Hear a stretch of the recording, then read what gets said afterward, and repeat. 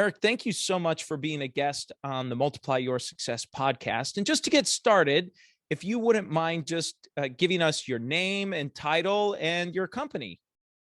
Yeah, my name's Eric Holsapple, and I'm the founder and lead facilitator of Living in the Gap, which is a nonprofit part of our LC real estate group, in which I'm a partner and been CEO and those kind of things where we do real estate development work. But this is primarily a nonprofit that is promoting mindfulness in the business community. Okay, perfect. Well, I was going to ask a little bit more about what Living in the Gap is and what it does. Yeah, Give us a little background there. yeah.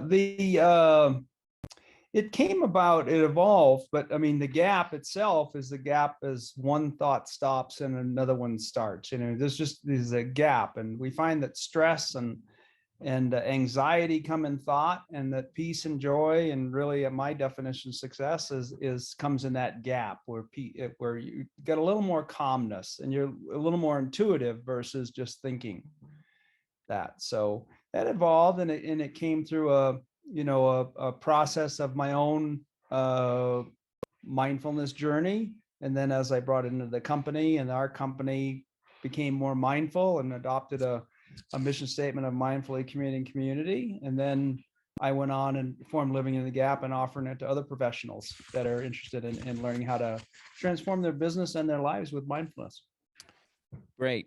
Great. Well, great segue here just to talk about mindfulness. One of the reasons we wanted to have you on the show, mindfulness certainly is a topic of, I think, gaining popular interest today, from what I've gathered and been reading and seeing, and especially given how busy just people are in general. So I'd love for you to talk about mindfulness, what it is, and how it works.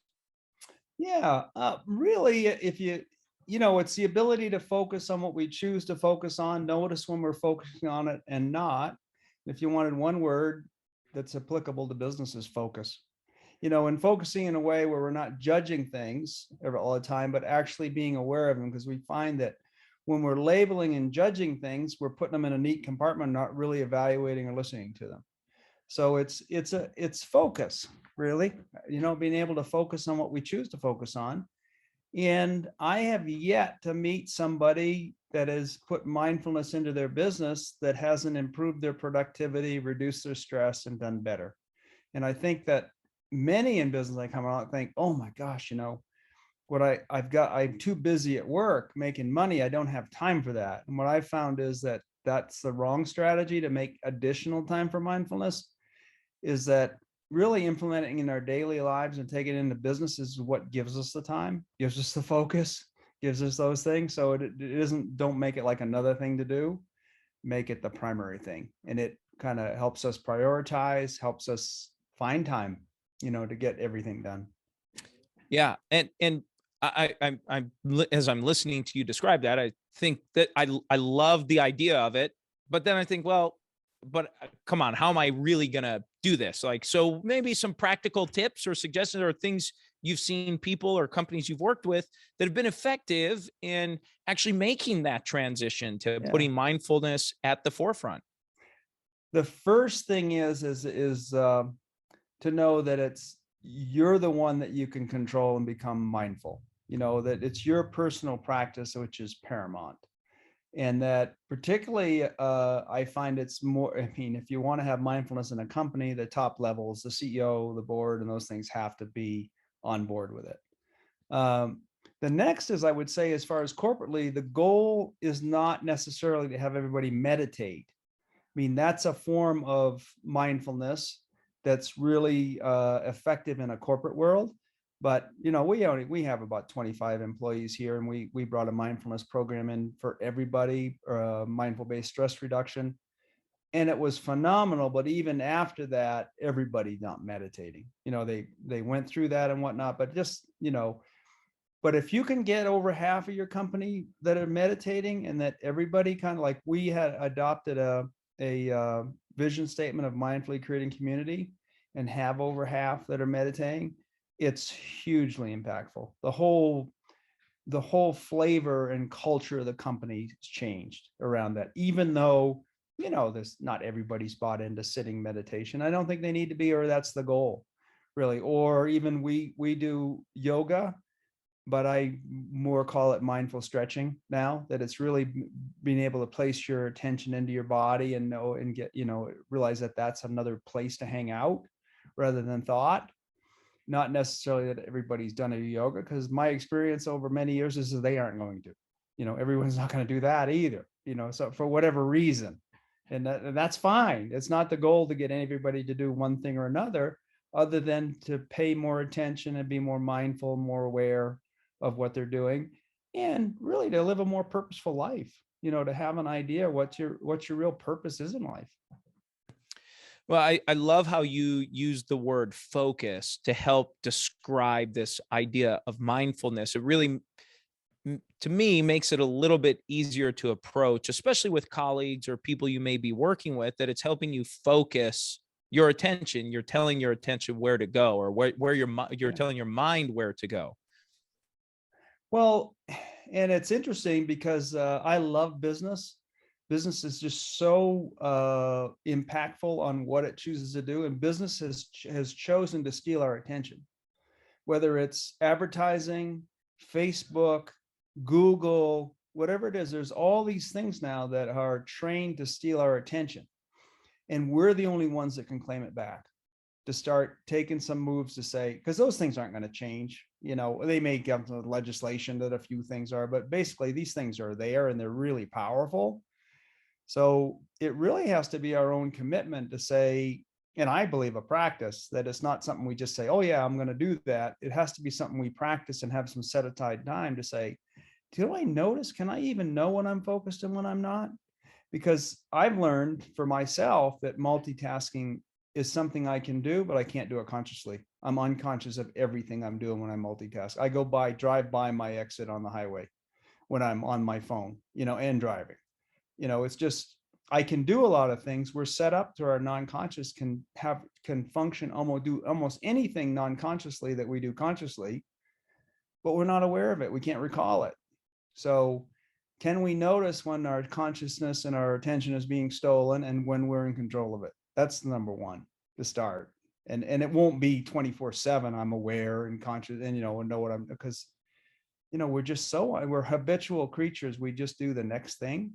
So the other part of it is training our habits so that when we're not paying attention, we're still doing things that are consistent with our conscious goals that aren't sabotaging us.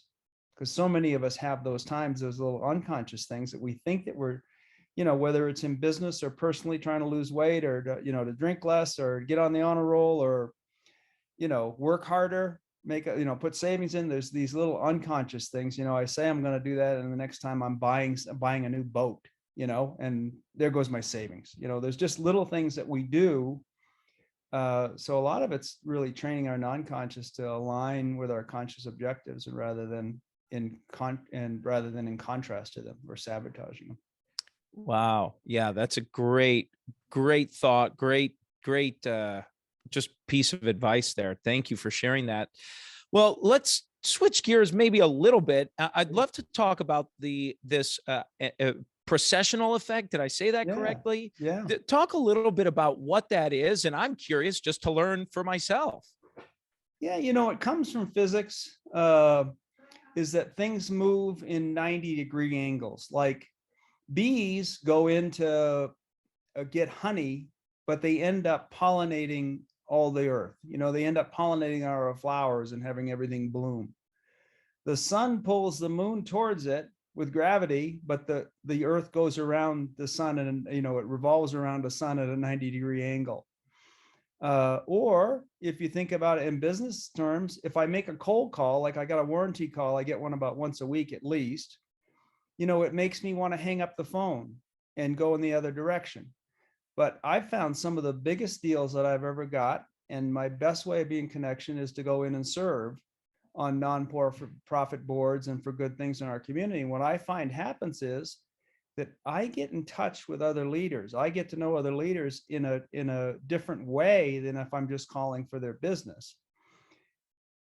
And when something comes up, and you don't go for this reason, but when something comes up that they need, you're there in their sphere, in their flow, and they trust you, and they say, Eric, I mean, I had a major shopping center in Fort Collins I was at a economic development meeting, and a guy named Ralph, who's passed away a few years ago, said, Eric, I love what you do with the university, what you've done in the community. You developed a shopping center in Loveland. Could you meet with these guys in Fort Collins? They need one. 5 years later, I'm building a Kroger anchored, shopping center, and had nothing, not why I was there to help. But the processional effect is the side effects are often the main thing. And that's also another way to look at karma, cause and effect is I could sit home and either do nothing or make cold calls, or I can go out in the community in different people have different communities. Some is a national community or international. My business is real estate. It's more local. If I go out in the community and do, and service work, I meet people at a whole nother level. I make a difference in the community. I make it stronger for my real estate. And I make connections with other leaders who are givers, not takers. And I've just found our whole business plan is running around it. Our guys are all on different community boards here and whatnot. And man, they shake up the town and they're doing all kinds of business. And it's not why we do it. We're out there to help people, food bank, the, planning commission, the wolf sanctuary, all these things, but just good things happen. That's the processional effect is it isn't always the direct action you're taking. It's the action you take, and then you be aware of what all the side effects are, which often we're not looking for. Start looking for them. And it really is another way to generate business. Yeah, that's a great point. And I would imagine as part of the service is you are going in with the servant's heart first. You're coming Totally. in to be a part of this community, to be like you had described, serving and helping out and being a part of it. And this is the positive, I guess, side effect or benefit that comes from it, but you're not doing it for that, I guess. Totally. So yeah, But because it is, at another side, it's a valid business strategy of how to be connected in the community and doing valid service. I find people say, yeah, when I make it, I'll start doing that. Two things is, one is, my find if you haven't trained yourself to do something, even when you make it, it's harder to plug in. Now you may give money, but it's still harder to give of your time. And the other is people don't see the immediate benefit of just going through your Rolodex on cold call and cold emails. You can just get out and meet people, which, especially with COVID, we stopped doing. So it's just really, it's fun, it's an enjoyable way to connect versus, I don't know who likes cold calling. I don't. yeah, no, I totally agree. Yeah, I mean, that's a great way to position it, is an alternative to cold calling, because you kind of are cold calling when you're going in, but you're actually meeting people with a common Totally. interest. You're coming together with a common interest and something that you care about. And people sense when you're trying to make a difference, Yeah. you can sense it. And if you're in there actually disguised trying to just generate business, people smell that. So it's having a valid intention of helping and going in, and then you just watch, you just pay attention and be aware and talk to people, and good things happen. It Yeah. takes a little trust, but that's Yep. my experience and the experience of my company. It's been phenomenal. Yeah. Well, I'd love for you to talk a little bit about your new book, Profit with Yeah. Presence. Give us for someone who will end up listening to this, give us a little overview about what's involved with the book, what led you to write it, and what little overview. All the concepts that you've talked about so far, that I've talked to in the book, and it's the outlines of 12 pillars of mindful leadership, which starts with mindfulness and presence. Then number 2 is purpose. And then number 3 is vision, how to set a vision, create clarity, commitment, and habits. And the other pillars are mostly around mindset, different mindset tools, like being non-judgmental and being curious and those things. I won't go, not time to go in all those things, but and the basic premise is, like I said, is my big idea is not to do mindfulness in the fringes of your life, but to adopt it as your life. That I'm going to be mindful in everything I do. And the side effects of that are, I find people find it does make them more productive, better, more money, and more purpose, more time, less stress. And the side effects are your family life. I have people come in and say, my God, my kids are starting to like me. That's the first time I've ever seen that happen. I mean, they used to just put up with me, and now my kids, and I'm noticing them. Or, I just had a great conversation with my husband last night. First time, that we've really been able to talk about this issue. So there's a lot of side benefits that come out of it. I say when, if you're learning something at work that you can bring home, it makes your home life better.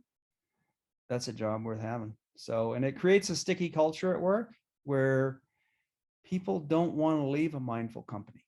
They won't leave for just a few extra dollars. Now, if it's huge, they will, obviously, if you're not, but it's hard to find mindful companies yet. It's coming though. Companies as large as Google, Aetna, SAP being mindful, and companies as small as our group, LC Real Estate. And once you are, you don't want to leave it. You make connections, and I find people think, you don't have to wait to go home to have friends. My friends at work are my best friends in the world. I spend more time here, than I do anywhere else. And I just don't think it's, that you can't have friends where you work. Sure, still have to make tough decisions. We had to close a division over COVID. It was terrible, but we did it compassionately, mindfully, and we're still here. We keep in touch with those people. So it doesn't have to be, it's just business.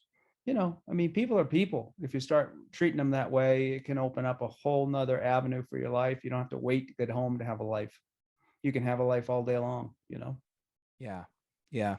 Well, this is a great time for us to make a transition in the show where we ask every guest before they go the same four questions. And the first question is about a miss or two that you've had in your career and something you've learned from it. Yeah. My miss was probably my 20s. I was successful. I got to be, only after a few years, the CEO of a division of a foreign company, an Australian company, and just traveled all over the States. And, I stepped on the scale when I was in my early 30s. I was 50 pounds overweight. I wasn't working out. I was single. I was miserable. I was, on paper, successful in my business. And I was good at business, but I just wasn't happy. So I think some of the best years of my life I missed. Now, I learned from it and survived it, but I would say my whole 20s was a miss for me. And if I had a do-over, it'd be my 20s. Wow. Well, thank you. Thanks for sharing Yeah. that. And let's talk about a make. You've shared some great examples already throughout our interview, but are there others you'd like to highlight? Yeah, I would just have to say the group that I work with here. And we started, I came out of the 80s. I'm old. So I came out of the 80s where I laid people off, closed offices, and do all that stuff, just saying I'm not going to have employees. I don't want to deal with that. And it just started here one at a time of growing our company and really enjoying people and trusting them, and the difference that they're making in the community. So I would say the biggest make that I've had is forming a partnership unit that we have here, people running it, making a difference. And, it lets me go take trips. I'm heading out to Maine in a week or so, which is where I'm from. I'm going to spend several months there. I'll work remotely. I'm not taking it off, but I couldn't do that without partners that were supporting me, that frankly I've helped grow. I helped find them, bring them in, and help them grow. And they cover up for a lot of my deficiencies. So I'd say the make is the culture and the people that we have here at our group.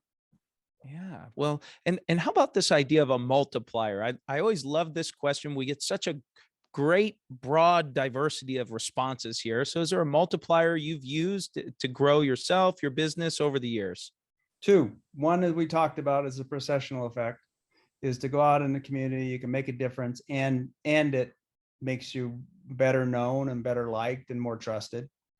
And the other would be mindfulness, that it's a multiplier, that it's helped me in sports, golf, skiing. I'm still, although I twisted my ankle on Sunday water skiing, I improve in my 60s. I can still, play golf, and those kind of things. So it's improved that. It's improved my family life, my relationships with my kids. They're my best friends. My marriage, I probably wouldn't be married, and after 20 years or so, we had some rock things, and really mindfulness and some of the tools that we do in Living the Gap got me through that. And business, it's like so fun to come in and just go around and talk to people and see what they're up to and to see people. So mindfulness is a multiplier. It gets into every aspect of my life in a good way. Yeah, yeah. Thank you. Thank you for sharing that. And the final question we ask every guest is, what does success mean to you? Be happy first. Don't wait to succeed and get what society tells you success is before you decide you can be happy. I find that people are holding out, saying until I get that job and that, make that $1,000,000 or whatever it is, or, get that salary level or that house, then I'll be happy. Because I found for myself and for others, usually when we climb that mountain, we look at the next one and say, yeah, but what about the second house? What about the Porsche? What about and really, if we're happy first, if you're not happy, you're unhappy. If you're not feeling successful, you're unsuccessful. If you're not content, you're discontent. So if you can get those feelings and know that they're an inside job and success is a mindset, not a destination, then you're even more successful. Because who do you want to talk to? I mean, I want to talk to somebody that's happy and is gonna and makes me bigger, rather than somebody that's just trying to get somewhere all the time. So that for me would be that success is a mindset. Yeah. Well, this has been a phenomenal interview. And before we go, is there anything you were hoping to share or get across that you haven't had a Yeah. chance to? Yeah, we have a couple spots left in our next cohort for mindful leadership. It's a 9-month program, starts August 2nd, livinginthegap.org. There's also free resources there on if you wanted to learn to meditate or mindful movement. Free, there's a book list there. Um, that's what I'd be. I mean, we're out to try to change the business conversation a little bit, to try to help the overall conversation that there is a way we can actually talk to people. We don't have to, just throw rocks. We can talk to people and move things along. So that's what we're up to at Living in the Gap. We have another cohort starting, and if you're interested, or we may have some other ways to help you if that program doesn't work for you, or to point you in the right direction. Well, that's great. Well, we'll make sure to include in the show notes here a link back to the cohort sign up Thank you. and to your book and to the other resources you have available. So thank you so much for your time. I'm really grateful. Thanks for having me. Really appreciate being on.